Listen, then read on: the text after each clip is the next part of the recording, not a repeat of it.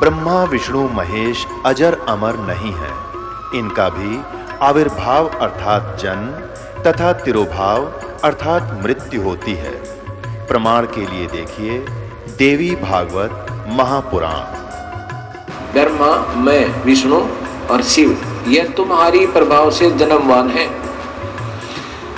हम तो जन्मवान है, हमारा तो जन्म होता है और मरते हैं, नित्य नहीं है, हम अविनाशी नहीं है। फिर इंद्रादि दूसरे देवता नित्य किस प्रकार हो सकते हैं? कृपया अवश्य सुनिए जगत गुरु तत्वदर्शी संत रामपाल जी महाराज के अमृत वचन।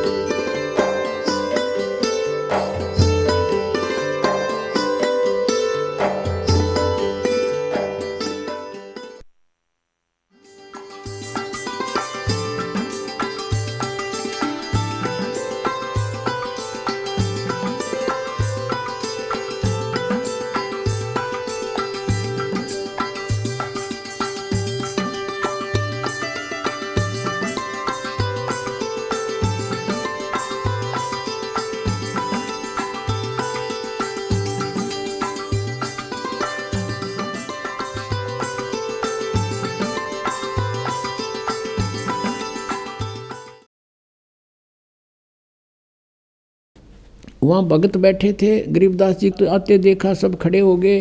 किसी ने उनका चारा लिया, सिर से उतारा, दंडोत प्रणाम करी और भक्तों ने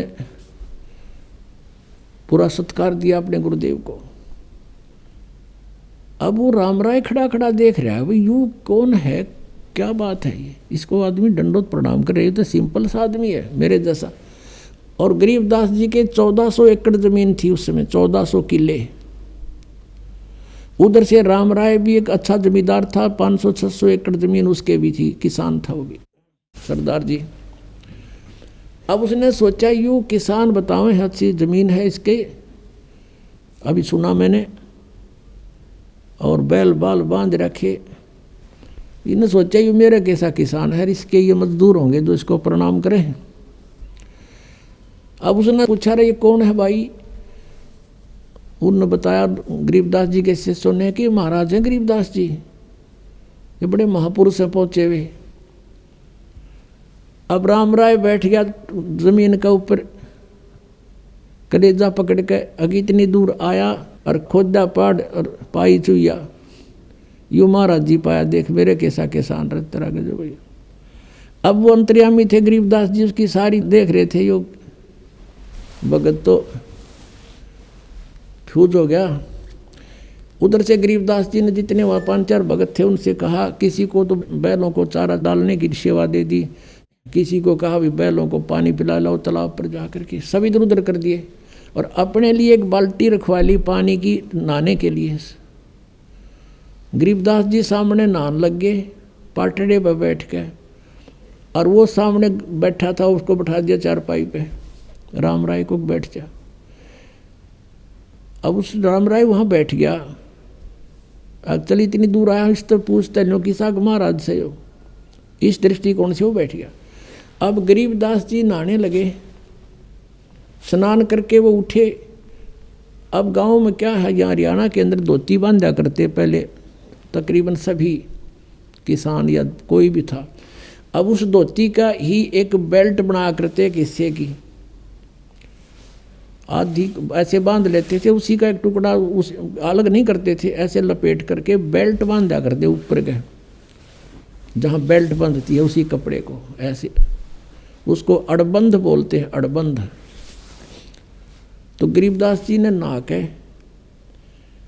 और धोती ऐसे लपेट ली और फिर कहा उससे कि राम राय से कि भाई सरदार जी एक भाई ये मेरे हाथ का चोट लगी हुई है, उंगली काम नहीं करती, और ये मेरी धोती का गांठ लगा दे। तो उस शरीर के चारों तरफ के ला के फेर कर ऐसे गांठ लगानी होती थी, वो धोती शरीर के अंदर से निकल जाती और गांठ धोती का लग जा, शरीर के चारों तरफ नहीं रहे। अब उसने सोचा कि कहीं तरह से धोखा लग गया, तो उसने फेर निकाल ली और फिर गांठ लगानी चाहिए। वो फिर उसी तरह शरीर के अंदर से निकल गए और वह धोती के गांठ लग जा। गरीबदास जी ने वो फेर रखा था कि इसकी फड़क निकल लेंदे सारी। अब जैसे ये धोती थी, उसका एक हिस्सा ऐसे कर लिया करते थे किसान, ऐसे ऐसे करके, और फिर उसको बांधते थे। फिर शरीर के चारों तरफ के, वो धोती से कनेक्टेड रहती थी शेष के, और ऐसे शरीर के चारों तरफ के वो लावे, और गांठ नो लानी थी, वो नो खेचा शरीर में निकल जा, धोती का गांठ लग जा। अब तीसरी बार भी जब यह सतीथि हो ली, उसने ऊपर ने देखा कि देखा तो नहीं है तेरे का ना, कि नो सोचा अच्छा बड़ी बूझ गांठ भी ना लगती इससे। जब उसने ऊपर को देखा, और राम राय था विष्णु जी का पुजारी, तो गरीबदास जी का ऊपर का हिस्सा विष्णु जी जैसा हो गया, सिर पर मुकुट, चार हाथ, शंख चक्र गदा पद्म। जब उसने नो देखा, चरणा में पड़ गए। और गरीबदास जी ने बोला, अरे मैं तेरे कैसा किसान हूँ, या गांठ क्यों ना लगती तेरे तय। तब उसने देखा जानता को तेरे की तो भाई आम व्यक्ति नहीं है, चरण पकड़ दिए। अब ऐसी लीला करे बिना वो राम राय सुने नहीं कुछ, यो ज्ञान ही 60 पट। अब राम राय विवश हो गया कि ये तो भाई परम शक्ति है, विष्णु जी अवतार आए हैं, विष्णु जी ना है तो उसका अवतार जरूर है, मतलब हमारी ऐसी धारणाएं होती हैं। तो इसलिए उसको ये ज्ञान सुनाना, शरण में लेना, कहते हैं 100 साल सीधर मैं करूँ अपने जन के काज। तो मालिक ने वाली लीला बख्शी, रजा बख्शी उस पर, वो ज्ञान सुनाया सारा। एक हफ्ता रोक्या खूब, वो फिर जानने का दिल करे था उसका, रंग दिया रंग में। तब उसने कहा कि भगवान ये ज्ञान तो आज तक किसी ने हमें नहीं बताया, जो आज आपने बताया। तो गरीबदास जी ने कहा कि ये ज्ञान भाई भगवान ने बताया मेरे थे, वो स्वयं आए थे। वो पूर्ण परमात्मा कबीर जी हैं, जो काशी में एक दानक की भूमिका, जुल्हे की भूमिका करके गए हैं। और आपके गुरु नानक देव जी के भी वही गुरु थे। अब वो तो राम राय तो सारी मान गया, बाकी सिख समाज मानो चाहे ना मानो। तो क्या बताते हैं, हम सुल्तानी नानक तारे, गरीबदास जी कहते हैं कि मेरा भी उद्धार किया, अब्राहिम सुल्तान अधम का उद्धार किया, और नानक जी का उद्धार किया, और दादू दास जी का उद्धार किया उसी कबीर परमात्मा ने। हम सुल्तानी नानक तारे, दादू को उपदेश दिया, और जात जुलाहा भेद नहीं पाया, का सीमाएं कबीर हुआ। अब राम राय जी कहने लगा, सरदार जी अब उसको कि शुरू में यह ज्ञान इंसान सुने है, कभी सच्चा कभी झूठा, नानो नहीं ऐसे नहीं, तो उसका दिमाग झूम रहा था इस कारण से भी, और वैसे भी उसका उर्फ नाम झुमक रहा था। तब गरीबदास जी ने कहा कि तत्व भेद कोई ना कह रे झुमकरा, ये पैसे ऊपर नाच सुनो रही झुमकरा। कोट्यों मध्य कोई नहीं रे झुमकरा, अरबों में कोई गर्क सुनो रही झुमकरा।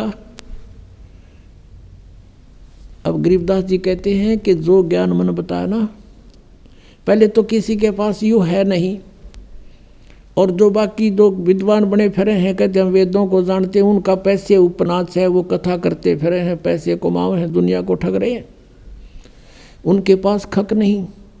और कहते करोड़ संतों में तुझे इस ज्ञान के बताने वाला नहीं मिलेगा, अरबों में कोई गर्क सुनो रहे झुमकरा, अरबों में। अब जैसे पुण्यात्माओं कबीर पंथ देश भर के गुरु इसमें, और जहाँ देखा वहाँ कबीर पंथी, तो उनके पास कख नहीं है, वो उनके पास विधि नहीं है सही, तो वो भी काल के ही जाल में है।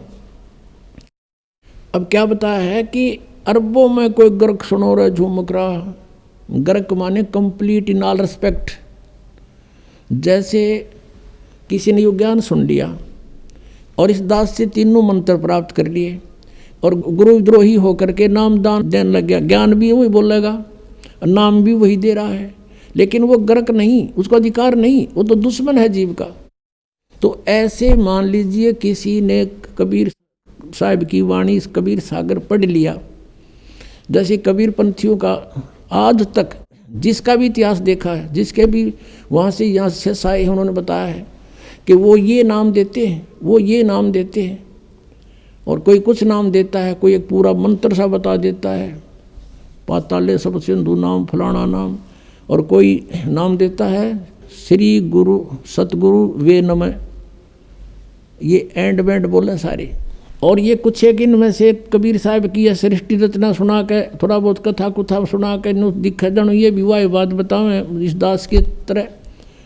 और जैसे ये राधा स्वामी वाले पंथ के भी सचखंड और सतलोक की जो हमारे रेल बना रहे थे, इन्हें कह भी ना पता, तो ऐसा लगे कि ये भी सचखंड की बात करें और वो भी सचखंड की बात करें, वो भी कबीर साहब के बारे में कहता है। तो ये नकली है सारे, ये गर्क नहीं है, ये कंप्लीट इन ऑल रिस्पेक्ट नहीं है। इनके पास सब कुछ ज्ञान भी हो गया कि आपका ये रोग है, और उसने बता दिया तेरा ये बीमारी है, सुनकर किसी और ने बता दिया तुझे ये रोग है, और औषधि है नहीं, तो क्या फायदा उस ज्ञान का। वो तो डॉक्टर के पास जाओ जिसके पास यह जड़ी है और रोग भी बताओगा, और जाते ही दवाई देगा, ठीक हो जाएगा। तो कहा है कि कोटों में दे कोई नहीं रहे झूमक रहा, अरबों में कोई गर्क सुनो रहे झूमक रहा। अरबों में, जैसे एक गांव में अगर 10,000 15,000 व्यक्ति रहते हैं, उसमें 5,000 ग्रुप आओगे। थोड़े बताऊं बल्कि ज़्यादा बेसिक हो जा। जैसे किसी के बालक के कोई तकलीफ होगी, पहले तो उसकी सास कहेगी बेटी बार लीगा दर दे 100 रुपया, फिर पड़ोसन आवेगी क्या हो गया बेटी 28 का ऐसे ऐसे हो गया, अग भीतर लीगा दर दे 2 रुपये। एक और आवेगी इसका नज़र हो रही है चौराहे पर मिट्टी ठा के फेंक दे इसके ऊपर का। चौथी आवेगी गुड़गाम वाली की बोल दे। यानी एक के ऊपर 5 मास्टर हो जाएंगे गुरु। ऐसे ऐसे हर घर में 1-1 2-2 जरूर पाओगा। कोई ब्रह्मा की पूजा बतावे, कोई विष्णु की, कोई शिव की, कोई भैरव की, कोई भूत की, ये बतानी है नरे। और कोई फिर कहे ब्रह्म पूजो वशिष्ठ ऊपर भगवान नहीं, इनकी भी गिनती नहीं। गीता जी अध्याय नंबर 7 के श्लोक नंबर 19 में कहा है कि अर्जुन बहुनाम जन्माना मनते ज्ञानवान माम प्रपते वासुदेव सर्वमिति स महात्मा सुदुर्लभ है। बहुत बहुत जन्मों के अंत के जन्म में कोई मेरी पूजा करता है, ब्रह्म तक पहुँचती है उसकी बुद्धि, ना तो अन्य देवताओं में फंसे रहते हैं। लेकिन ये बताने वाला कि वासुदेव सर्वमिति, वासुदेव यानी वो परमात्मा तत्ब्रह्म। गीता जी अध्याय नंबर 18 के श्लोक नंबर 62 में कहा कि सर्वभाव से उसकी शरण में जा। कहते ऐसे बताने वाला कोई संत के वही पाप नाशक है, वही पूर्ण मोक्षदायक है, वही सारी सृष्टि का रचने वाला है। कहते ये बताने वाला साधु तो मुश्किल तो मिलेगा। तो उसी दृष्टिकोण से गरीबदास जी कह रहे हैं कोटो मध्य कोई नहीं रह झूमक रहा, अरबों में कोई गर्क सुनो रह झूमक रहा, तत्व भेद कोई ना कह रहे झूमक रहा, ये पैसे ऊपर ना सुनो रहे झूमक रहा। तो गरीबदास साहिब ने कहा था भजन करो उस रब का जो दाता है कुल सभी का। ये है वो कुल का दाता, कबीर इज गॉड, और इसी की पूजा करो। बोलो सतगुरुदेव।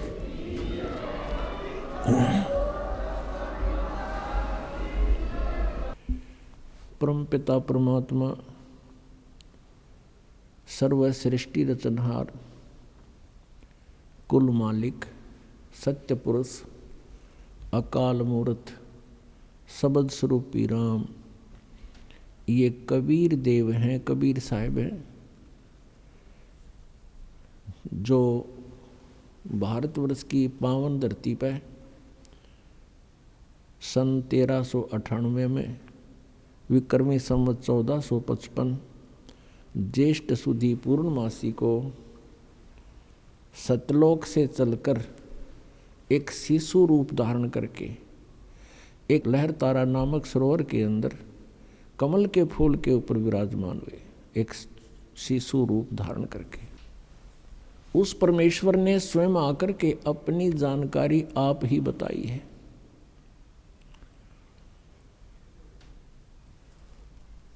और उस परमेश्वर के बताए ज्ञान से काल के दूतों ने अपनी अलग अलग दुकानें खोल ली। सब सचखंड सतलोक के गीत गान लगे। उनको कह कह का पता नहीं सचखंड क्या होता है, सतनाम किसे कहते हैं, और सतलोक सार नाम सतशब्द सतनाम ये क्या चीज़ है। इसके विषय में आदरणीय गरीबदास साहिब जी, जिनको परमात्मा पूर्ण ब्रह्म अपने गुण, अपनी लीला, अपनी महिमा के अनुसार, अपने स्वभाव अनुसार जो लीला करते हैं, उस लीला के माध्यम से वो परमात्मा आदरणीय गरीबदास साहिब जी को गांव छुड़ानी, जिला झज्जर, हरियाणा में आकर के प्राप्त हुए थे। उनको फिर अपना सचखंड दिखाया, अपना सतलोक दिखाया, सर्व ब्रह्मांडों की सतिथि दिखाई, सभी भगवानों की सतिथि से परिचित करवाया, फिर उस प्यारी आत्मा को वापस शरीर में छोड़ दिया था। आदरणीय गरीबदास साहिब जी को मृत जान लिया था। घर वालों ने, कुल के लोगों ने इकट्ठा होकर के उनको चिता पर रख दिया था। अंतिम संस्कार करने की तैयारी थी। उसी समय परमेश्वर कबीर देव जी ने, कबीर परमेश्वर ने उस आत्मा को शरीर में प्रवेश कर दिया। उसके बाद गरीबदास साहिब जी ने अपनी आँखों देखा सचखंड का जो ब्यौरा दिया, वो परमात्मा ने जो 600 वर्ष पहले ज्ञान दिया था, उससे ज्यों का तो मेल खाता है। गरीबदास साहिब जी ने कहा है कि हम देखा सो सच है और सकल प्रपंच। हमने जो आँखों देखा भगवान की महिमा, कबीर परमेश्वर जी की महिमा, वो सत्य है और बाकी सब प्रपंच फैलाए बैठे हैं। उनके विषय में कहा कि बेखों के लश्कर फिरें, बेख मिन पंथों के, ये पंथों के लश्कर फिरें। लश्कर माने टोड़ के टोड़, पता नहीं कितनी दुनिया ने घेरे बैठे हैं ये लोग। बेखों के लश्कर फिरें ये बाणी चोर कठोर, सतगुरु धाम ना पहुँचेंगे ये 84 के ढोर। गरीबदास साहिब जी ने कहा कि जो कबीर परमेश्वर की वाणी को चुरा कर अपनी दुकान न्यारी खोल ली, पंथ चला दिए, सचखंड का ठेका ले लिया, उनको पता कुछ भी नहीं है, तो उनके विषय में कहा कि ये बेखों के लश्कर फिरें। लश्कर माने पूरी सेना की सेना। और ये वाणी चोर कठोर, परमात्मा की वाणी को चुरा कर ये स्वयं संत बन बैठे और अब सच्चाई को स्वीकार भी करने को तैयार नहीं, इतने कट्टर हो गए।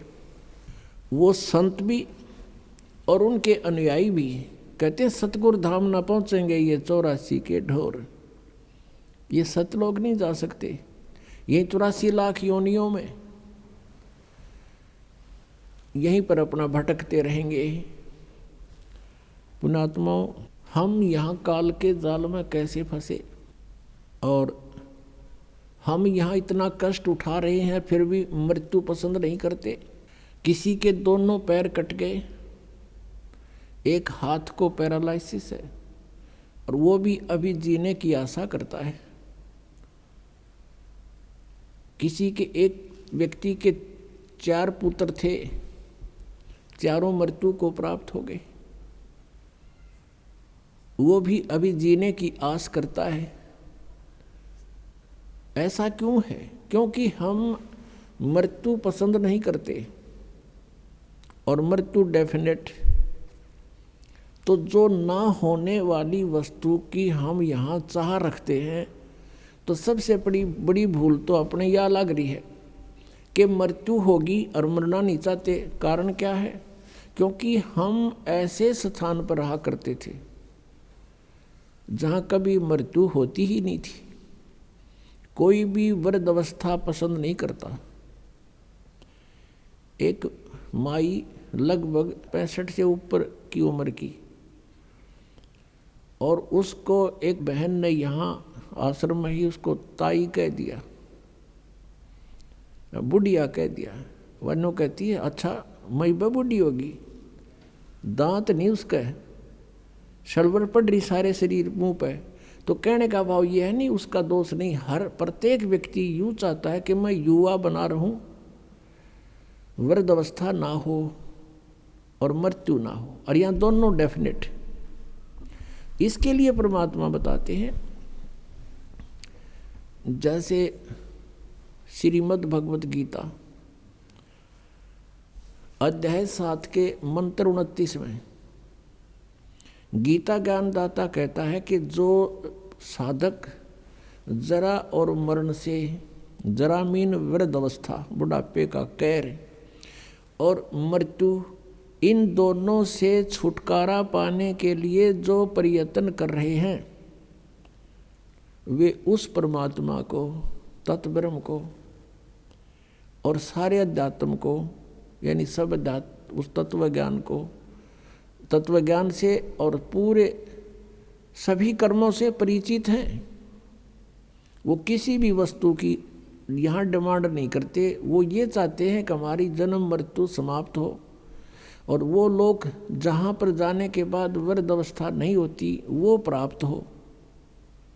तो गीता ज्ञान दाता से अर्जुन ने पूछा 8वें अध्याय के प्रथम मंत्र में, उसने पूछा कि आपने जो 7वें अध्याय के 29वें श्लोक में तत्ब्रह्म के बारे में कहा है कि उसको जानकर, सारे दातुम से परिचित, सब कर्मों को जानकर प्राणी केवल जरा और मरण से छूटने का ही प्रयत्न करता है, तो वो किम तत्ब्रह्म, वो क्या है वो तत्ब्रह्म? गीता ज्ञानदाता कहता है 8वें अध्याय के 3रे मंत्र में कि वो परम अक्षर ब्रह्म है। परम अक्षर ब्रह्म, आज सुबह भी सुना था आपको, 3 पुरुष हैं, एक सरपुरुष, एक अक्षर पुरुष और तीसरा ये परम अक्षर पुरुष। परम अक्षर पुरुष कहो, परम अक्षर ब्रह्म कहो, इसको सत्य पुरुष कहो, सत्य माने अविनाशी, और इसको पूर्ण ब्रह्म कहो। ये पर्यायवाची शब्द है, उपमात्मक शब्द हैं परमेश्वर के। तो गीता जी अध्याय नंबर 15 के श्लोक 1 से लेकर 4 में, 16 और 17 में इन 3 प्रभुओं की स्थिति स्पष्ट कर रखी है कि सबसे श्रेष्ठ वो सरपुरुष और अक्षर पुरुष से भी अन्य है, वो परम अक्षर ब्रह्म है। परमात्मा हमें यहाँ आकर बताते हैं, मेरे अंसाबाई अंश रूप था जब तू आया, जब तू सतलोक से आया तेरी ऐसी दुर्गति नहीं थी, तू इतना कंगाल नहीं था भक्ति का। आज तुम भक्ति के कंगाल बना दिए, भक्ति धन से कति रहित कर दिए इस काल भगवान ने। ये समर्थ प्रभु नहीं है, ये ब्रह्म 21 ब्रह्मांड का स्वामी है और ये आप ही से एक टैक्स लेता है, उससे अपने ब्रह्मांड चला रहा है। यहाँ की नीति इस ब्रह्म से लेकर, सरपुरुष से लेकर और नीचे तक राजा तक की एक जैसी नीति है। जैसे यहाँ से पुण्यकर्मी प्राणी ओम नाम का जाप करके ब्रह्मलोक प्राप्त कर लेता है, तो वहाँ जब ये जाता है, इसकी पुण्य, इसकी साधना, इसकी भक्ति धन साथ होता है और वो ब्रह्मलोक को प्राप्त होता है। ब्रह्मलोक इज ए रेस्टोरेंट, वो एक होटल है, उसका मालिक ये काल है ब्रह्म, और होटल का मालिक जो चार्ज करता है, जो उनको खाने को देता है, उसमें से ही अपनी कमाई करता है, उस कमरे का रेंट लेता है, तो वो सब चार्जेज आपसे लेकर के वो तो अलग, फिर आपके खाने पीने में जो खर्च होता है, आपकी कमाई वो अलग, तो वहाँ से अपना जो टैक्स वो अलग रख लेता अपनों को, जिससे अपना ब्रह्मांड चला रहा है, और आपको वहाँ खाली करके खोखा और नरक में भेज देता। तो पुण्यात्माओं, ये ज्ञान भगवान ने स्वयं आकर दिया, परमेश्वर ने। हम कैसे फंसे इस काल के जाल में, हम सभी तो आज आपको सृष्टि रचना सुनाएंगे। जैसे आज सुबह का सत्संग था, भजन करो उस रबदा जो दाता है कुल सबदा। अब वो दाता कुल सबका जो दाता है, सबका पालनहार है, वो परमात्मा है कौन? अब उसकी जानकारी आपको होनी चाहिए। जब तक आप सृष्टि रचना से परिचित नहीं होगे, तब तक आप किसी भी सदग्रंथ को और परमेश्वर कबीर जी की वाणी को या परमात्मा परिचित जितने संत हैं उनकी अमरवाणी को आप नहीं समझ सकते, उसका अनर्थ ही कर सकते हैं। तो आप जी को परमात्मा की उस मास्टर की का ज्ञान कराते हैं। मास्टर की माने मुख्य चाबी। सृष्टि रचना परमात्मा को पहचानने की एक मास्टर की है। आज से 600 वर्ष पहले परमात्मा आए थे और उस समय ये ज्ञान प्रदान किया करते थे, उच्चारण किया करते थे, अपनी अमृतवाणी से बोलते थे, जो आदरणीय धर्मदास जी ने लिपिबद्ध किया था, लिखा था।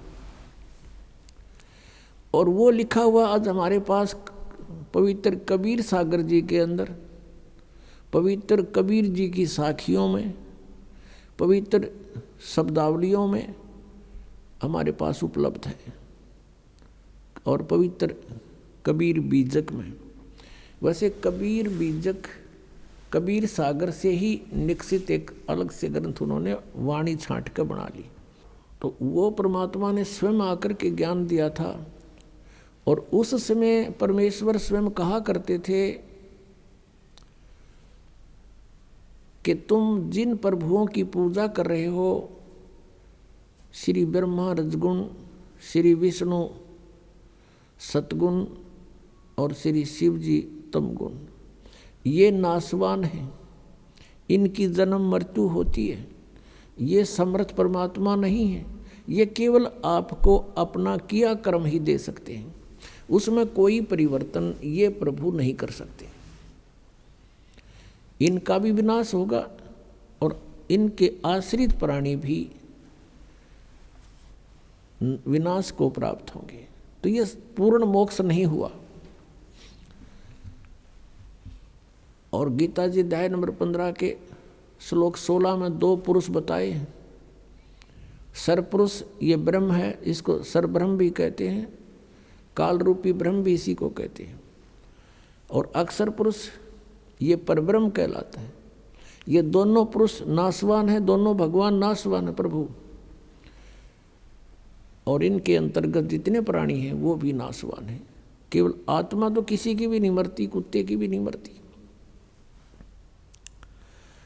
गीता जी अध्याय नंबर 15 के श्लोक 17 में तुरंत कहा कि उत्तम पुरुष है तू अन्य परमात्मा इति उदाहरते।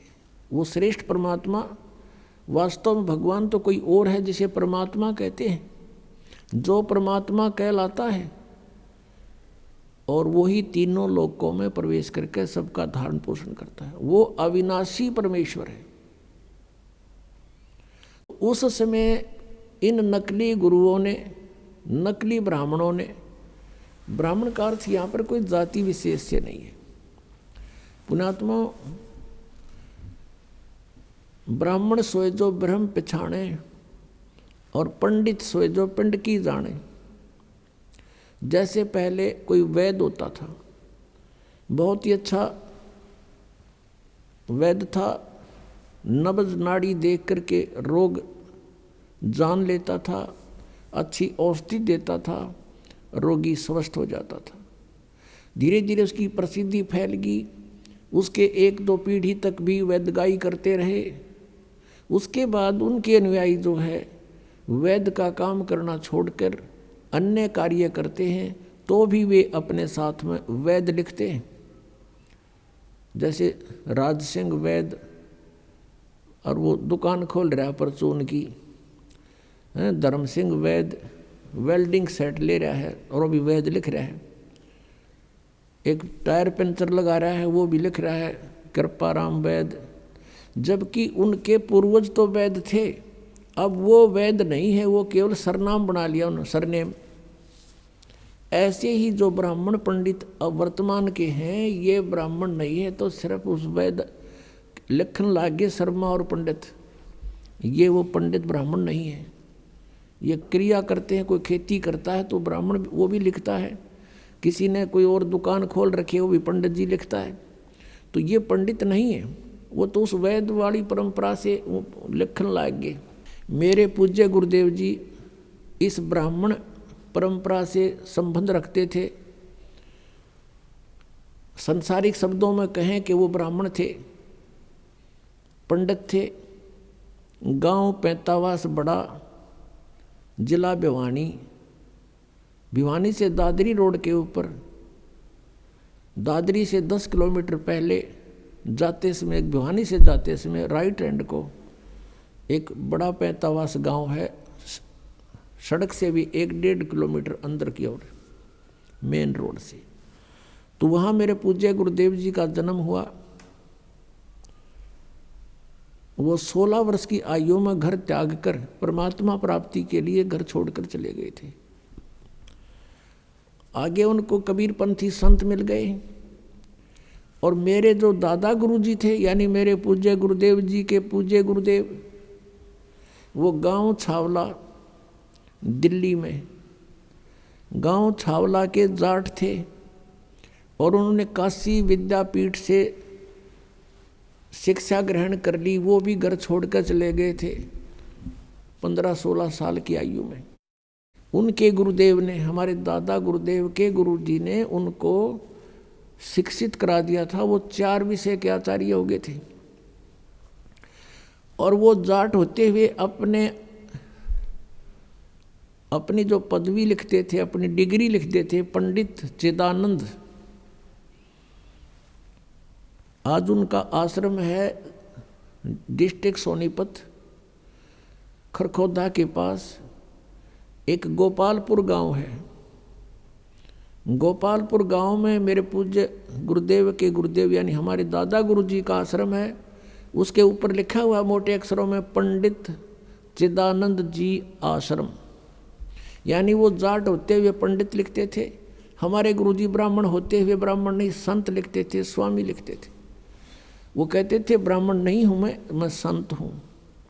तो यहाँ ब्राह्मण उसको, पंडित उसको कहते हैं जो गुरु पद पर और वैसे जो शिक्षा ग्रहण कर लेता है। वैसे तो परमात्मा का ने डेफिनेशन बता दी, पंडित सोए जो पिंड की जाने, ब्राह्मण सोए जो भगवान पहचाने। वो ब्राह्मण होता तो हम ब्राह्मण हो गए, हम ही पंडित हो गए, क्योंकि हमने खोज लिया उस भगवान को ढूंढ लिया, पहचान लिया उस मालिक को। तो अब हम इसलिए डिफाइन करना पड़ता है कि कोई बेदक ना जा बीच में कि तो ब्राह्मणा ने बूढ़ा बतावे। तो वो नकली जो ब्राह्मण थे, जो वेदों से परिचित नहीं थे और पवित्र पुराणों से परिचित नहीं थे, पवित्र गीता जी के ज्ञान से वो परिचित नहीं थे, वो विरोध किया करते थे परमेश्वर कबीर देव जी का कि कबीर अशिक्षित है, ये सदग्रंथों को नहीं समझ सकता, इसको अक्षर ज्ञान नहीं है, जिस कारण से ये ब्रह्मा विष्णु महेश की बेइज्जती करता है, हमारे देवताओं को हीन बताता है, इनको नासवान बताता है, ये निकम्मा व्यक्ति है, इसकी बातें मत सुनना। और पूरे हिंदू समाज में कबीर परमेश्वर जी का बहुत विरोध करवा दिया, और भी बहुत सारी अफवाहें उनके साथ जोड़ दी।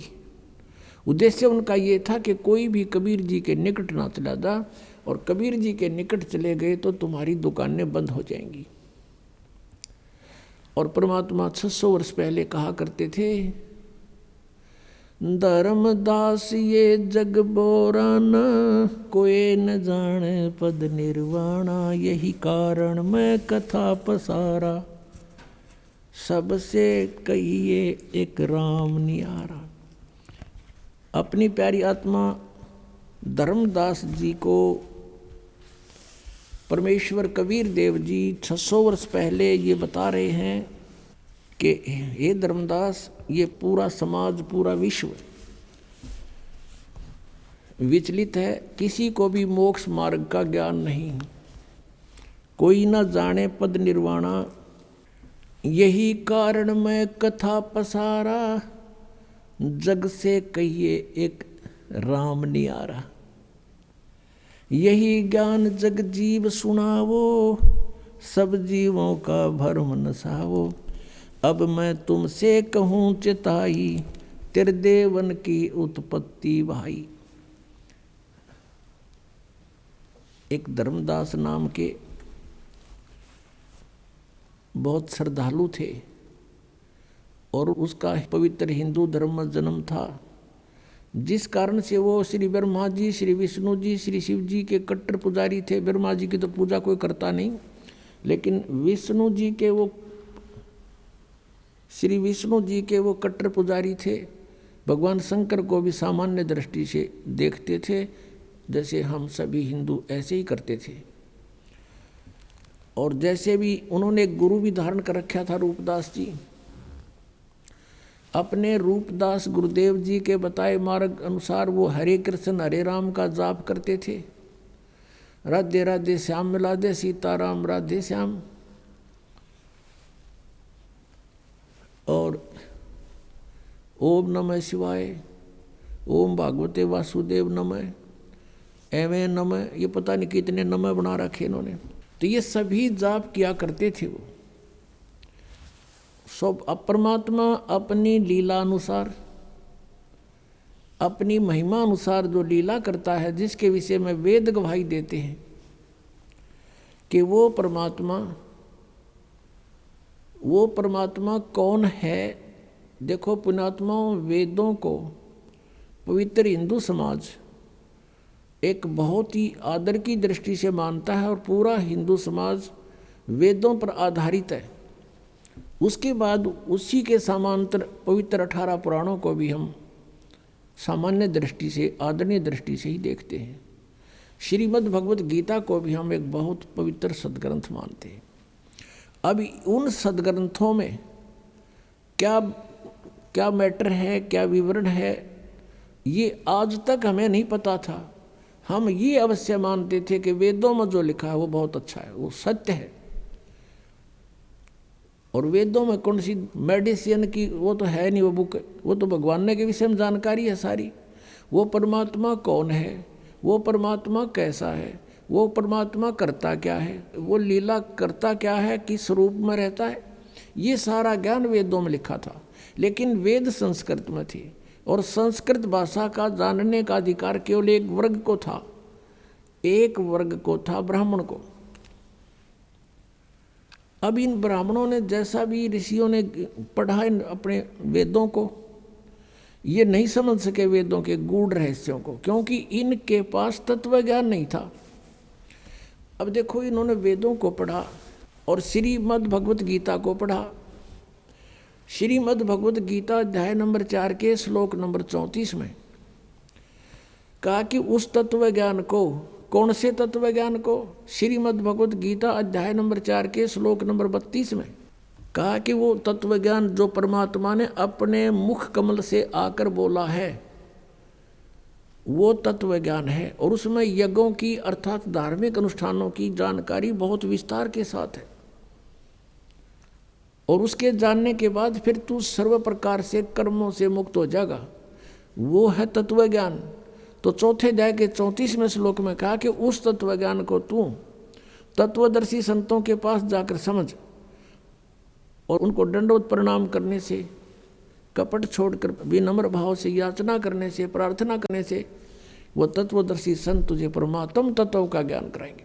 तो इससे सिद्ध हो गया कि गीता ज्ञानदाता ये कह रहा है कि मैं उस तत्व ज्ञान से अपरिचित हूँ। नहीं तो एक 18 अध्याय लिखे, 19वां और लिख दो यूँ तत्व ज्ञान भाई, उसको पता ही नहीं था इसके बारे में।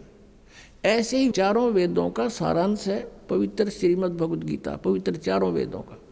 तो यजुर्वेद अध्याय नंबर 40 के मंत्र नंबर 10 से लेकर 13 तक 2 बार गवाही दी है कि कोई तो परमात्मा को असंभवात माने जो जन्म नहीं लेता यानी निराकार है, और कोई उसको कहते हैं संभवात, जैसे राम और कृष्ण रूप में जन्म लेकर प्रकट होता है, वो साकार है। कहते हैं भगवान साकार है या निराकार है, इसकी जानकारी भी तत्वदर्शी संत बताएंगे, उनसे सुनो, वो सही सही बताते हैं। तो इससे सिद्ध हो गया कि वेद ज्ञान भी कंप्लीट नहीं है।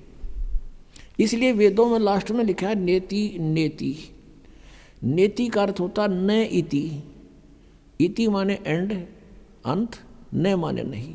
हमने जो ज्ञान दे दिया ये पूर्ण नहीं है, ये इतना ही नहीं है। तो इससे सिद्ध हो गया कि वेद भी इनकम्प्लीट ज्ञान रखते हैं। तो इन महापुरुषों ने, ब्राह्मणों ने, ऋषियों ने, जैसे ब्रह्मा ने, विष्णु ने, शिव जी ने, इन सभी ने वेदों को पढ़ा और वेदों में भी पढ़ने के लिए ड्यूटी लगा दी ब्रह्मा की कि आप इनको पढ़ो और अच्छी तरह समझो और हमें समझाओ। तो ब्रह्मा को ब्राह्मण कहने लगे, ब्रह्मा के वंशज जितने थे, ब्रह्मा जी ने उन ऋषियों को भी अपनी तरफ से जैसा भी उन्होंने वेदों को समझा वो ज्ञान बता दिया, तो उसके वंशज सारे ब्राह्मण कहलाने लगे। तो ब्रह्मा जी ने जो विष्णु और शिव जी को ज्ञान दिया उन्होंने फाइनल मान लिया कि जो इन्होंने ठीक पढ़ा है वेदों को ऐसा ही होगा। यही परंपरा फिर आगे चलते हुए आ गई। इन वेदों को पढ़ने का केवल अधिकार ब्राह्मणों को रह गया। संस्कृत भाषा को यही जानते थे, अन्य नहीं जानते थे। अभी कुछ समय पहले भी अपने भारतवर्ष में संस्कृत पढ़ने का अधिकार केवल ब्राह्मणों को था, अन्य जाति का ब्राह्मण नहीं, कोई भी व्यक्ति संस्कृत नहीं पढ़ सकता था। भारतवर्ष में एक काशी विद्यापीठ रही है, काशी में, उसमें केवल ब्राह्मणों के ही बच्चों को पढ़ाया जाता था। और एक यहाँ कड़ौली गांव है खरखोदा के पास, कड़ौली जिला सोनीपत में। कड़ौली गांव का एक निश्चल नाम का बच्चा था। उसके मन में प्रेरणा हुई कि मैं संस्कृत भाषा को जानूं और फिर सदग्रंथों को समझूं और फ्री ऑफ कॉस्ट सबको बताऊं। ये ब्राह्मण वर्ग ने तो केवल इसको अपनी रोजी रोटी तक सीमित कर लिया। इस उद्देश्य से उस किसान के जाट के पुत्र ने एक झूठा सर्टिफिकेट बनवा लिया नंबरदार तय कि ये निश्चल दास ब्राह्मण वर्ग कुल से संबंध रखता है, इस गांव का रहने वाला है, और वो बनवा कर चला गया। काशी विद्यापीठ में प्रवेश पा लिया। वहाँ उसने विद्या ग्रहण की और पूरी यूनिवर्सिटी में 1 नंबर पावे, फर्स्ट स्टैंड करे, अपनी शिक्षा पूर्ण कर ली। जब वो चलने लगा तो उस काशी विद्यापीठ के प्राचार्य की एक कन्या विवाह के योग्य होगी थी। अब वो लोग जैसे आजकल विद्या केवल रोजी रोटी के लिए ही उद्देश्य बनाकर ग्रहण की जाती है। जैसे कोई डॉक्टर की लाइन में जाता है रोटी रोजी के लिए, इंजीनियर लाइन में जाता है रोजी रोटी के लिए, अध्यापक लाइन की कोई कोर्स करता है रोजी रोटी के लिए। तो उसी तरह विद्या का उस समय प्रयोग करते थे ब्राह्मण वर्ग कि ये अच्छा विद्वान बच्चा है और खूब धन कमाओगा, बढ़िया बोलना आता है, संस्कृत बहुत अच्छी बोलता है, और घने लोगों ने मूर्ख बना के खूब धन कमाओगा, तेरी बेटी सुखी रहेगी। वो निश्चल नाम था उस बच्चे का। उसने कहा कि प्रिंसिपल जी अब मुझे आशीर्वाद दो, आपका बच्चा अपने क्षेत्र में सफल हो। तो उसने कहा बेटा क्या तू मुझे गुरु दीक्षिणा नहीं देगा? उसने प्रिंसिपल ने कहा, मुख्य प्राचार्य ने। निश्चल ने कहा जी गुरुदेव हम आपको क्या दे सकते हैं और जो आपकी आज्ञा हो बोलो। कहने लगा भाई वचनबद्ध हो जा, कदे फिर जा। वचनबद्ध हो गया जी कि मैं अपनी कन्या का विवाह तेरे साथ करना चाहता हूँ, मना मत करना। अब यहाँ फंस गया धर्म संकट में कि कल न पता लगेगा घर के कूटेंगे और सारा समाज विरोध करेगा, ये ब्राह्मण वर्ग विरोधी हो जाएंगे। तो उसने साची बतानी पड़गी कि प्रिंसिपल जी मेरी बात सुनो। उसने सारा कहानी बता दी कि मैं किसान का पुत्र हूँ, जाट का, मैं ब्राह्मण नहीं हूँ, और मैंने ये झूठा सर्टिफिकेट बनवाना इसलिए ज़रूरी समझा कि मैं संस्कृत पढ़ना चाहूँ था और इन सदग्रंथों के गूढ़ रहस्यों को समझ के वेदों को जनता में फ्री ऑफ कॉस्ट सेवा करना चाहता हूँ। मैं शादी भी नहीं कराना चाहता था, मैं फ्री ऑफ कॉस्ट सेवा करूँगा। मैं इस उद्देश्य से यह शिक्षा ग्रहण करने आया हूँ, मैं ब्राह्मण नहीं हूँ। फिर वो प्रिंसिपल लाल पीला हो गया। उसने बहुत खरी खोटी सुनाई और श्राप दे दिया और वचन ले लिया कि वचनबद्ध हो कि संस्कृत भाषा में ना तो कोई प्रवचन करेगा और ना ही कोई लेखन कार्य करेगा। उसने कहा ठीक है गुरुजी जैसे आप कहोगे। अब उसके बाद निश्चल दास जी ने दादू पंथ में जाकर के दीक्षा ग्रहण कर ली। आदरणीय दादू साहब जी को परमेश्वर कबीर देव जी आकर मिले थे, पूर्ण परमात्मा। 7 वर्ष के दादू जी थे तब परमात्मा को मिले थे। उनसे भगवान के बारे में चर्चा की, बड़े इंटरेस्ट दिखाया। वो पुण्यात्मा थी, पिछले संस्कार थे। तो दादू साहब जी एकदम प्रभावित हो गए और चरण पकड़ लिए, प्रभु आपकी बातों में बड़ा आनंद आ रहा है, मुझे भगवान दिखाओ। सतलोक में लेकर गए, उनकी आत्मा को बेहोश हो गया, चेत हो गया, उनका शरीर नहीं रहा, आत्मा नहीं थी उसमें, शरीर जीवित रखा लेकिन जैसे कोमा में होता है ऐसे कर दिया। घर वालों को पता लगा, जंगल में बाहर बच्चा था, उठा लाए, घर पे रखा। 3 दिन तक नाड़ी पकड़ देखते रहे, नाड़ी चल रही है, बच्चा अचेत है। तीसरे दिन 3 दिन 3 रात ऐसे ही रहा। फिर परमात्मा ने सब ऊपर के ब्रह्मांड दिखा कर वापस छोड़ दिया। तब दादू साहब जी खड़े हुए, देखा तो ऊपर जो देखा था सारा कुछ, परमात्मा ने जो उसमें ज्ञान फीड कर दिया था, परमात्मा की महिमा उसने बोलनी शुरू कर दी थी। उसके बाद उनका बहुत बड़ा पंथ बन गया था। उस समुदाय में उस निश्चल दास ने दीक्षा ली फिर, और फिर एक अपनी जैसा भी उन्होंने वेदों को तो पढ़ा अवश्य, लेकिन लिखा नहीं संस्कृत में। उसने फिर संत भाषा में, जैसे संतों की भाषा 2 है, शब्दावली होती है, ऐसे उसने एक निश्चल ग्रंथ बनाया। और उस निश्चल ग्रंथ में भी वो सारांश नहीं था उसके पास। या उद्देश्य कहने का दास का ये है, मैंने खूब पढ़ा, उनका अध्ययन किया इन सबके सदग्रंथों। उसके उस निश्चल ग्रंथ में भी कुछ भी ज्ञान नहीं वेदों और गीता का। जैसे आम ब्राह्मण वर्ग हुआ बाई बकते हैं, ऐसा उसने बक रखा था। क्योंकि संस्कृत के पढ़ने से, चाहे जाट पढ़ो चाहे ब्राह्मण पढ़ो, वो सदग्रंथों से कुछ भी ग्रहण नहीं कर सकते जब तक हम इस सृष्टि रचना से परिचित नहीं होंगे। क्योंकि वेदों में कंप्लीट ज्ञान नहीं है, श्रीमद् भगवत गीता में भी कंप्लीट ज्ञान नहीं है। अब हम उसी प्रसंग पर आते हैं। तो उसमें ये एक विशेष वो था कि इन ऋषियों ने, ब्राह्मणों ने ब्रह्मा जी से जैसा ज्ञान ग्रहण किया था, उसी के आधार से वक्ता बनकर 18 पुराण बना दिए। यो 18 पुराणों का एक ही ज्ञान है। फिर कुछ तो ब्रह्मा से ग्रहण किया हुआ ज्ञान, कुछ अपना अनुभव, किसी से इधर उधर से सुनाया, उसका अलग से एक राइटर ने, वक्ता ने अपना अपना ज्ञान वो बना दिया, पुराण बना दी। इन सब का केवल राइटर जो है, वक्ता कोई और है पुराणों का, राइटर केवल वेद व्यास है। राइटर तो पवित्र 4 वेदों का भी वेद व्यास है, लेकिन Ved Vyas is not writer of वेद। एक तो लेखक होता है, वो आप बना के लिखे, वो केवल एक कॉपी करता, शब्द लो, एक कॉपी की है वेदों की। लेकिन वेदों का वक्ता पूर्ण परमात्मा है। उसने अपने बच्चों तक ये ज्ञान पहुंचाने के लिए इन 5 वेदों को इस ब्रह्म के अंतःकरण में फीड कर दिया था, सरपुरुष के काल के। और फिर उसका समय निर्धारित कर दिया था अपने विधान से। उसके बाद अपने आप इसके श्वासों से वो बाहर आए थे। इस काल भगवान के श्वासों से ये 5 वेद अपने आप बाहर आए थे।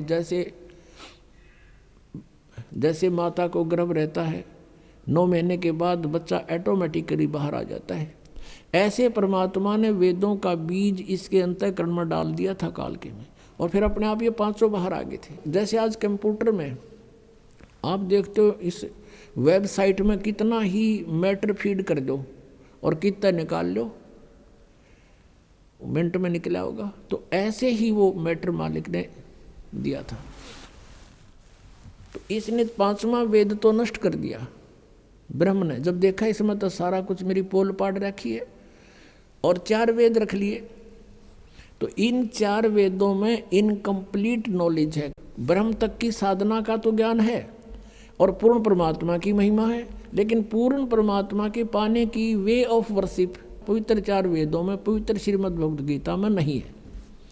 कोड वर्डों में है, सांकेतिक शब्दों में।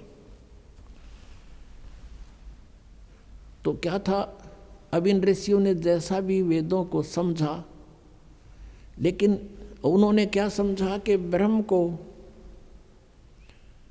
कंप्लीट गॉड मान लिया, पूर्ण परमात्मा। और इसका ओ मंत्र ये सबसे उत्तम मंत्र मान लिया। ओम मंत्र का जाप किया, ब्रह्म प्राप्ति का उद्देश्य रखा, और इन्होंने जो भी साधनाएं की, हठ योग किया, मेडिटेशन किया, लेकिन वेदों में हठ योग नहीं है। पुणात्माओं, आप बालक नहीं हैं, आज कलयुग में जन्मा और इस समय में मनुष्य बहुत बुद्धि रखता है। कंप्यूटर बना लिए, इंटरनेट सेट कर दिए, वेबसाइट बना ली। अब भगवान की तरफ थोड़ी सी इस बुद्धि को लगाना पड़ेगा अपना। ये इंटरनेट गणे दिन के नहीं है। अगर 2 वर्ष वर्षा ना हुए, ये जहाज भी खड़े खड़े जरे उन प्लेटफार्मों पे, और ये कंप्यूटर भी बाहर करोड़ियाँ पे गिरने पड़े, ये कोई नहीं निपट नहीं पावे, ऐसा बुरा हाल हो जा। तो परमात्मा इज सुप्रीम पावर, परमात्मा ही सर्व सुखदायी है। उसको पाकर हम ऐसे स्थान पर चले जाएंगे जहाँ हमने इन सुविधाओं की, जो यहाँ हम कोशिश कर रहे हैं तगड़मबाजी करके प्राप्त करने की, वहाँ हमें ऑटोमेटिक मिलेंगी। और हम वहीं रहा करते थे। हम अपनी गलती से वो यहाँ आगे उसका दंड भोग रहे हैं। हम एक एक पैसे के भिखारी हो गए, एक एक दाने का हम भिखारी बन गए, और वहाँ हमारे सामने भरे पूरे भंडार थे, सदाबहार वृक्ष थे, फलदार वृक्ष थे, किसी चीज़ का अभाव नहीं था, सरोवर भरे थे दूधों के, सतलोक के अंदर अमृत आहार किया करते थे। हम उस भरी थाली का ठोकर मारे, उसके प्रतिफल में आज हम सारा जीवन लगे रहते हैं इस एक पेट के लिए, शरीर के लिए। यही पूरा नहीं होता और मर ही जाते। तो कहने का भाव ये है कि हम ये हठ योग जो है किसी भी वेद में नहीं है। ये हठ योग इन्होंने कैसे शुरू कर दिया? ब्रह्मा जी की उत्पत्ति में लिखा है। ब्रह्मा जी बताता है कि मैं जब होश में आया, युवा था और कमल के फूल पर बैठा था, मुझे नहीं मालूम मेरा उत्पत्ति करता कौन है। और फिर वहाँ से आकाशवाणी हुई कि तप करो तप करो। 1000 वर्ष तक ब्रह्मा ने तप किया। फिर कहा सृष्टि करो, तपो तपो कर वाक्य सुनाया, लोक रचो बल मेरी माया। सूक्ष्म वेद में कह ब्रह्मा को काल ने कह दिया तपो तपो कर वाक्य सुनाया। अब ब्रह्मा जी को जो आकाशवाणी सुनाई दी, इस काल ने बोल दी। ये गुप्त रहता है, ऊपर छुपा हुआ रहता अपनी माया से। आकाशवाणी से सुना दिया कि तप करो तप करो। तो इसने नोट कर लिया कि भगवान का आदेश है तप करो। इसने हठ योग कराया 1000 वर्ष तक। उसके बाद जब ये तीनों बच्चे युवा हो गए, यानी ब्रह्मा, विष्णु और शिव जी की उत्पत्ति काल ने की थी। अभी बताएंगे डिटेल से। अब थोड़ा हिंट दे रहे हैं किस कारण से ये ज्ञान को नहीं समझ सके। उसके बाद इन्होंने बाद में सागर मंथन किया और इस काल ने ये चारों वेद ब्रह्म ने समुद्र के अंदर छुपा दिए। ये एक बहुत सुंदर एक ऐसे पेपर पर लिखे हुए थे, बहुत ही अच्छे पेपर पर, जिस पर पानी का भी असर नहीं होता, जैसे आजकल प्लास्टिक के ये प्रिंट चल रहे हैं इस तरह के। बहुत सुंदर उस पर लिखा था। वो चारों वेदों को प्राप्त किया, ब्रह्मा को दे दिए गए कि आप देखो इनको। अब ब्रह्मा ने उन चारों वेदों को पढ़ा, उसमें ओम नाम था और ओम नाम को पूर्ण परमात्मा का मान के और ब्रह्म को कंप्लीट गॉड मान करके उसने वेदों का निष्कर्ष यही निकाल दिया कि ओम मंत्र है, नथिंग एल्स, और ब्रह्म परमात्मा है, ये सब कुछ यही है। अब वहाँ ब्रह्मा की बुद्धि स्लप कर गई। यजुर्वेद के 40वें अध्याय के 10वें और 11वें 12वें 13वें 4 श्लोकों में एक निर्णायक ज्ञान दिया है कि कोई तो परमात्मा को असंभवात यानी जन्म नहीं लेता, उत्पन्न ही नहीं होता, वो निराकार कहता है, और कोई उसको संभवात माने उत्पन्न होने वाला मानता है। साकार है वो या निराकार, इसकी जानकारी तत्वदर्शी संत बताएगा, उससे पूछो, उनसे सुनो। फिर बताया है कि जिसको अक्षर ज्ञान हो गया उसको विद्वान कह देते हैं। जिसको अविद्या है तो उसको अविद्वान कहते हैं। जिसके पास अक्षर ज्ञान नहीं है, कहते हैं विद्वान और अविद्वान की डेफिनेशन भी वो तत्वदर्शी संत बताएगा, उससे सुनो। तो ये दास बताएगा आपको विद्वान कौन था, अविद्वान कौन थे। जो वेदों को जानते हैं वो विद्वान हैं। जो वेदों का ज्ञान नहीं जानते, संस्कृत भाषा से विद्वान नहीं बन जाते। जो आज संस्कृत जानता है उसको इंग्लिश नहीं आती, तो वहाँ इंग्लिश में अविद्वान है वो। तो एक भाषा का मास्टर होने से विद्वान नहीं बन जाता। विद्वान वही कहलाता है जिसको अध्यात्म ज्ञान है, जिनको परमात्मा की जानकारी होगी और उसके पाने की विधि का पता लगे। तो पुण्यात्मा, जिस कारण से अब ब्रह्मा जी ने यही ज्ञान उनको दे दिया, अपने अनुयायियों को, वंशजों को, तो उन्होंने ओम का जाप किया, हठ योग किया, समाधिस्थ होने की चेष्टाएं की। अब इसने कैसा कमाल कर रखा काल भगवान ने। अब ऋषियों ने साधना करनी चाहिए हठ योग करके, तो समाधिस्थ होने की चेष्टा की। समाधि दशा में ये काल भगवान क्या करता है, कैसी लीला करता है। किसी को तो ब्रह्मा के रूप में दर्शन दे देता है। तो वो ऋषि कहता है कि ये ब्रह्मा जी जो साकार वहाँ उनके सामने रहते थे, कि ये ब्रह्मा जी सुप्रीम पावर हैं, ये पूर्ण परमात्मा हैं, मैंने इनके दर्शन समाधि दशा में हुए हैं। और भी दो चारों को ऐसा ही आभास हो गया, दिखाई देगे वह। तो उन्होंने भी डंडोरा पीट दिया कि ब्रह्मा जी सृष्टि के रचयिता हैं, ये प्रजापिता हैं, ये सर्वशक्तिमान है, ये है। इस बात का भ्रम हो गया ब्रह्मा जी के कि मैं ही सृष्टि रचने वाला हूँ। फिर कुछ एक ऋषियों को ने जब साधना की, उनको दर्शन दे दिए समाधि दशा में, समाधि में विष्णु जी के रूप में। उन्होंने डंडोरा पीट दिया कि ये विष्णु जी, सतगुण विष्णु जी, ये पूर्ण परमात्मा हैं, ये छुपाए बैठे अपने आप को।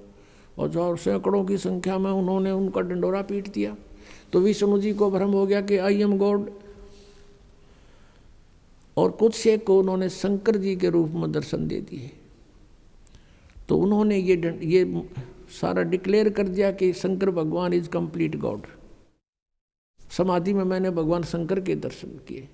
तो इन तीनों को अपने अपने आप में ये भ्रम हो गया कि हम भगवान हैं। और इसी बात पर ब्रह्मा जी और विष्णु जी का युद्ध हो गया। ब्रह्मा जी कहता मैं तेरा बाप, मैं सारी सृष्टि का रचयिता हूँ। विष्णु जी कहता मैं तेरा बाप, तू मेरी नाभि कमल से निकला है। इस बात पर इनका युद्ध हुआ। फिर बीच बचाव करने के लिए ये स्वयं काल आ गया अपने पुत्र शिव का रूप धारण करके। शिव पुराण के अंदर इसका बहुत बड़ा विस्तार से वर्णन है। फिर इन दोनों से कहा कि पुत्रों, तुमने अपने आप में अपने आप को भगवान मान लिया, ये तुमने अच्छा नहीं किया। यू आर नॉट गॉड, तुम ईश नहीं हो। ब्रह्मा और विष्णु को कहता है कि तुम भगवान नहीं हो। पुण्यात्माओं, 600 वर्ष पहले परमात्मा कहा करते थे, तीन देव की जो करते भक्ति, इनकी कदे न होवे मुक्ति। तो 600 वर्ष पहले ये कहना कि ब्रह्मा विष्णु महेश की जो भक्ति करते हैं इनकी मुक्ति कभी नहीं हो सकी, तो पिटन के काम तो थे। क्योंकि इन्होंने तो सब भ्रमित कर रखा था कि ये सुप्रीम पावर हैं, ये अजरो अमर हैं, सर्वेश्वर हैं, महेश्वर हैं, इनकी जन्म मृत्यु नहीं होती। और आज परमात्मा की वो वाणी साची हुई, धर्मदास ये जग बोराना कोई न जाने पद निर्वाण, निर्वाण पद मोक्ष मार्ग। यही कारण मैं कथा पसारा, जग से कहिए एक राम निहारा। यही कथा जग जीव सुनावो, सब जीवों का भरम नसाओ। अब मैं तुमसे कहूँ चिताई, तेरे देवन की उत्पत्ति बाई। ज्ञानी सुने सो हृदय लगाई, मूर्ख सुने तो समझ में न आई। माँ अष्टंगी पिता निरंजन, ये जम दारुण वंशन अंजन। धर्मराय की ने भोग विलासा, माया को रही तब आशा। 3 पुत्र अष्टंगी जाए, ब्रह्मा विष्णु शिव नाम धराए। तीनों गुण का ये विस्तारा, धर्मदास मैं कहूँ पुकारा। गुण तीनों की भक्ति में ये भरम पड़ो संसार, कह कबीर निज नाम बिना तुम कैसे उतरो पार।